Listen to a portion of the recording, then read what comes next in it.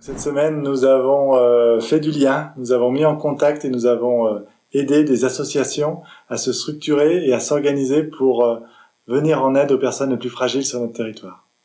Alors quand on parle de ces personnes, on pense à qui ? Alors ce sont les personnes isolées, les personnes seules, les personnes qui n'ont pas de capacité à sortir de chez elles ou pour lesquelles le confinement reste un vrai problème et qui ne pouvaient pas s'alimenter ou pouvoir faire des courses simplement. Donc il y a notamment le collectif du petit camion qui s'est mis en œuvre et qui s'est mis en place et qui va se développer sur tout le territoire de l'agglomération. Mais il y a aussi la Croix-Rouge et les Restos du Cœur qui ont fédéré leurs énergies pour pouvoir donner les réponses à leur clientèle habituelle, si je puis m'exprimer ainsi. Dans les cas particuliers, on a repéré des choses à Albertville ? Alors sur Albertville, on a repéré surtout qu'il y a beaucoup d'entraide qui s'est fait jour. On a utilisé les fichiers que l'on utilise pour la crise des canicules pour aller vers les personnes les plus fragiles. Donc on a identifié 35-40 personnes sur Albertville avec qui on est en lien tous les jours pour s'assurer que tout se passe bien, pour s'assurer qu'elle ne manque de rien. Et puis il y a tout le bénévolat sur Albertville. On sait qu'Albertville est terre de bénévoles et il y a tout le bénévolat aujourd'hui qui s'organise sur Albertville puisque tous les jours il y a 5-6 personnes qui viennent se proposer leur service pour aider et pour participer dans les conditions sanitaires exigées à soit faire des paniers, soit aider dans la logistique pour aller vers les plus fragiles d'entre nous. Le deuxième sujet assez brûlant qui a vraiment retenti cette semaine, c'est les EHPAD. Les EHPAD à Albertville, qu'en est-il ? Alors les EHPAD aujourd'hui se structurent en interne. Elles n'ont pas besoin d'aide extérieure, contrairement à ce que l'on a pu entendre sur certains réseaux. C'est les directeurs qui gèrent chacun leur EHPAD et qui va savoir apporter la réponse en lien avec l'ARS, donc l'Agence régionale de santé, pour donner les réponses nécessaires quand il y a des suspicions de cas dans les EHPAD. On a des cas à Albertville, dans l'agglomération d'Albertville ? Moi, je suis pas directeur des EHPAD, donc je peux pas vous dire s'il y a des cas avérés ou pas dans ces établissements. Mais sachez que les choses sont préparées et anticipées pour pouvoir répondre le cas échéant.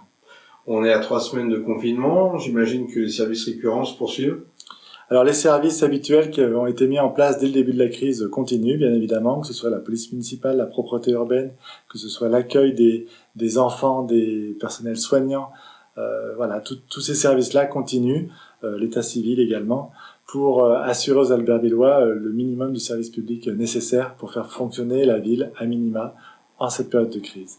Mais s'il y a vraiment un message à transmettre, c'est toujours le même, restez chez vous. C'est comme ça que vous aiderez le mieux les personnels soignants.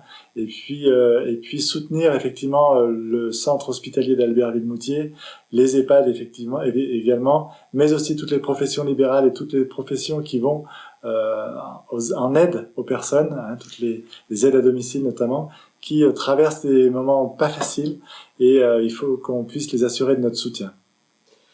Qu'est-ce qu'humainement ça vous inspire ou ça vous fait forcément réfléchir d'une telle épreuve au niveau social en tant que maire et en tant qu'homme, ça vous projette un petit peu sur de nouvelles décisions pour demain ? Les décisions, on les prend quand les problèmes arrivent. Alors on essaye d'anticiper avec les services de la sous-préfecture les problématiques qui se font jour tous les jours pour le coup. On essaye d'apporter les réponses les plus cohérentes qui soient, sans être dans la précipitation, mais dans des réponses intelligentes et concertées, toujours avec les services de l'État, pour répondre au mieux aux besoins qui se font. Donc effectivement, c'est à la fois un travail par rapport au travail habituel qui est beaucoup plus calme, puisqu'il n'y a pas une activité à gérer à la seconde, mais par contre on a des décisions qui sont à prendre, qui sont des décisions lourdes, qui impliquent beaucoup de choses, beaucoup de personnes, et c'est là où nous devons garder les pieds sur terre et être sûrs de ce que l'on fait et de bien communiquer dans ce sens.